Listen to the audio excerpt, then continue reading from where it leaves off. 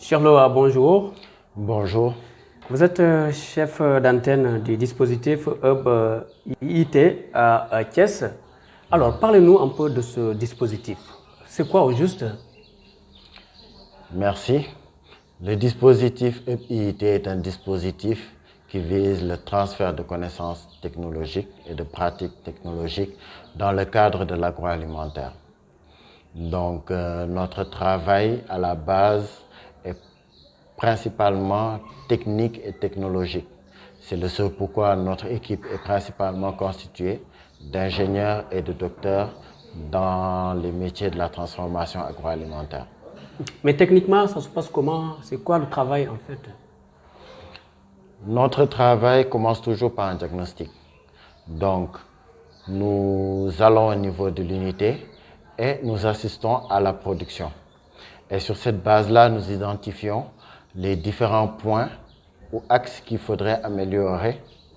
Et aussi, nous discutons avec les responsables pour voir si, dans le cadre de leur production, ils ne rencontrent pas certains problèmes, que ce soit des problèmes de conservation des produits ou bien des problèmes dans la mise en œuvre de certaines techniques qu'elles ont eu à acquérir et que malheureusement, elles ont des difficultés à mettre en pratique. Et souvent, c'est quel genre d'entreprise avec qui vous travaillez? Principalement, notre cible se compose de micro, petites et moyennes entreprises. Donc, cela va de la petite entreprise qui est encore au niveau cuisine jusqu'à l'entreprise qui est semi-industrialisée, donc avec un niveau de mécanisation et des équipements relativement importants. C'est des gens qui viennent auprès de vous. Qu'est-ce qu'ils vous soumettent comme vraiment problème? Suivant les filières dans lesquelles les structures évoluent, les problèmes sont divers. Ainsi, si nous prenons le cas des fruits et légumes, donc la transformation pour l'obtention des jus, des sirops, les principaux problèmes demeurent le problème de la stabilité. Donc, essayer d'allonger la durée de vie du produit, surtout pour ce qui est des jus et des sirops. Il y va aussi de même pour ce qui est des confitures. Et régulièrement, certaines entreprises ont des problèmes de développement de moisissures. Si nous prenons le cas des céréales, il y a le problème du développement des charançons. Il y a aussi la volonté d'acquérir de nouvelles connaissances telles que la maîtrise de la production des farines infantiles, des farines qu'on appelle farines composées à base de 5, 6 voire 7 composés. Ainsi, ce sont des technologies qu'on se doit de transférer en plus des problèmes technologiques auxquels les entreprises sont confrontées. S'agit-il de former ces chefs d'entreprise ou bien ces porteurs de projets ou bien vous les accompagnez tout simplement ou bien vous les formez? C'est de la formation dans la mesure où toute solution qui est trouvée à un problème ou bien tout transfert de technologie nécessite que cela soit maîtrisé et acquis par, pas forcément le chef d'entreprise ou le porteur de projet, mais ceux qui ont en charge la production. Donc, ce sont réellement des séances de formation qui peuvent durer généralement une journée, voire même un peu plus, où nous prenons le temps de réaliser la production avec les membres des équipes. Aujourd'hui, quelle lecture vous avez de ces entreprises ou bien de ces porteurs de projets par rapport au travail? Comment vous voyez le travail qu'ils font? Les métiers agroalimentaires, généralement, sont des métiers qui sont relativement difficiles, dans la mesure où il y a une certaine pénibilité qui est due au manque de mécanisation, au manque de certaines machines, même si les équipements existent, mais malheureusement, ce n'est pas à la portée de tout un chacun. Cependant, ce sont des filières qui sont porteurs, dans la mesure où, que ce soit par rapport au PSE ou même toutes les orientations qui sont prises en termes de politique publique, l'alimentation et la sécurité alimentaire restent au cœur de tous les débats.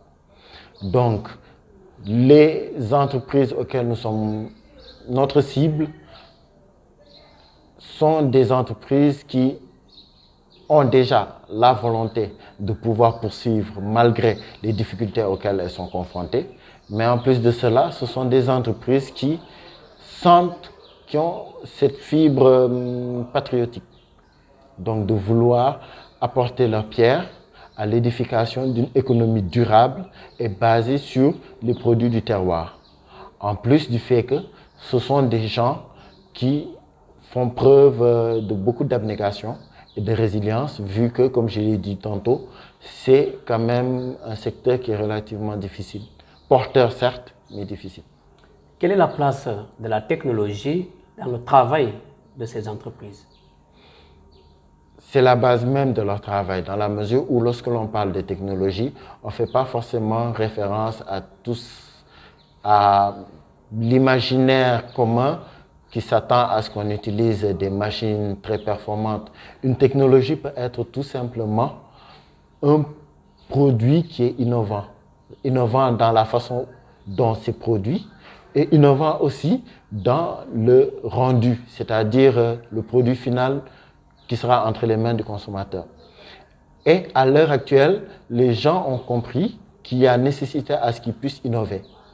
Innover en termes d'offres de produits, mais aussi innover en termes de techniques qui sont utilisées dans la mesure où ils se doivent de prendre en compte un certain nombre d'enjeux, que ce soit les enjeux climatiques, mais aussi les enjeux liés au coût du produit final. Donc, essayer de voir comment minimiser au maximum leurs coûts, même si ça s'oppose, donc minimiser les coûts au maximum, de telle sorte à pouvoir offrir aux Sénégalais et même à la clientèle étrangère des produits de qualité, cependant à des prix abordables et qui respectent l'environnement et qui respectent aussi toutes les normes de qualité. Avez-vous la conviction que votre accompagnement a pu changer positivement chez ces entrepreneurs, ou bien chez ces entreprises, ou bien ces porteurs de projets? Nous avons eu un impact notoire dans la mise en œuvre de ces dispositifs, dans la mesure où techniquement et technologiquement, nous avons permis à plusieurs entreprises de pouvoir acquérir de nouvelles compétences et de nouvelles connaissances. Mais en plus de cela, nous avons eu à développer un certain nombre de partenariats avec des institutions privées, publiques et même des ONG, de sorte à pouvoir prendre en charge d'autres problématiques qui ne sont pas forcément des problématiques liées à la technologie. Car on ne peut pas être dans l'entrepreneuriat et souffrir que d'un seul mal qui est en référence directe avec le mode de production. Donc il y a la commercialisation, il y a les besoins de se conformer à la norme sénégalaise, donc l'obtention des FRA, ainsi que tout ce qui est accès aux emballages, accès aussi au marché. Donc nous avons essayé au mieux de pouvoir prendre en compte toutes les facettes de l'entrepreneuriat de notre cible. Et cela nous a permis à plusieurs reprises de prendre des unités, pas des unités, mais des GIE qui étaient au niveau cuisine et de les amener à pouvoir sortir de leur quartier, de leur village et pouvoir même vendre jusqu'à Dakar pour des entreprises qui sont à Thiès par exemple. Donc tout ce qui a été emballage a été résolu, tout ce qui a été étiquetage a été résolu, tout ce qui a été approvisionnement ainsi que technique de production a été résolu, plus l'accès au marché. Donc ça a été des choses qui ont été mises en œuvre dans le cadre de notre accompagnement. Ce qui fait que nous pouvons dire sans nul doute que nous avons vraiment impacté au niveau de ces entreprises. Cher le chef d'antenne du dispositif Hub IIT à Thiès, alors s'il y avait des défis à relever aujourd'hui, c'est quoi? Le principal défi reste et demeure la commercialisation. Nous nous rendons compte que le marché n'est pas saturé. Cependant, les gens ont toujours du mal à pouvoir écouler leurs produits, que ce soit au niveau national comme au niveau international. Donc, essayer de voir comment augmenter la partie marketing, renforcer la partie marketing, la partie commercialisation de nos entreprises. À l'heure actuelle, c'est le plus grand défi. Malgré toute cette technologie que ces entreprises utilisent grâce à vous. Donc, elles peinent toujours à commercialiser, c'est ça? La technique et la technologie nous permettent d'avoir des produits de qualité, des produits innovants. Mais après,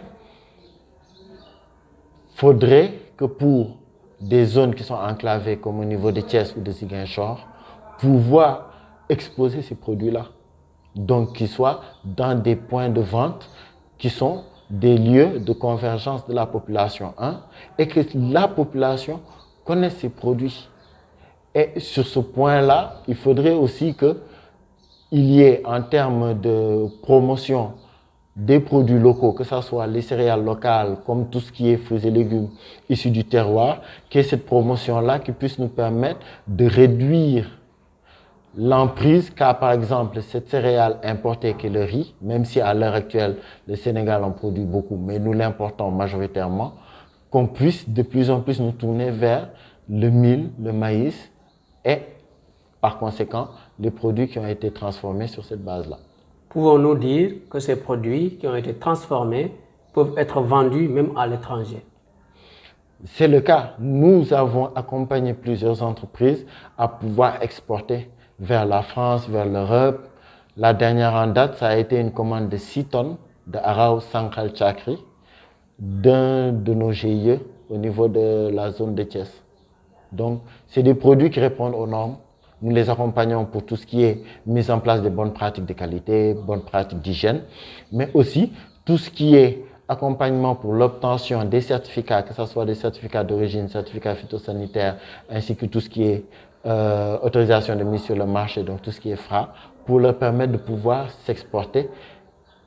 Et aussi tout ce qui est obtention d'informations sur les étiquettes, comme tout ce qui est code barre, qui est essentiel pour l'exportation.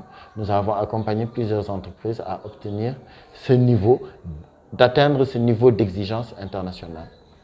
Je vous remercie, Cherlo. Merci.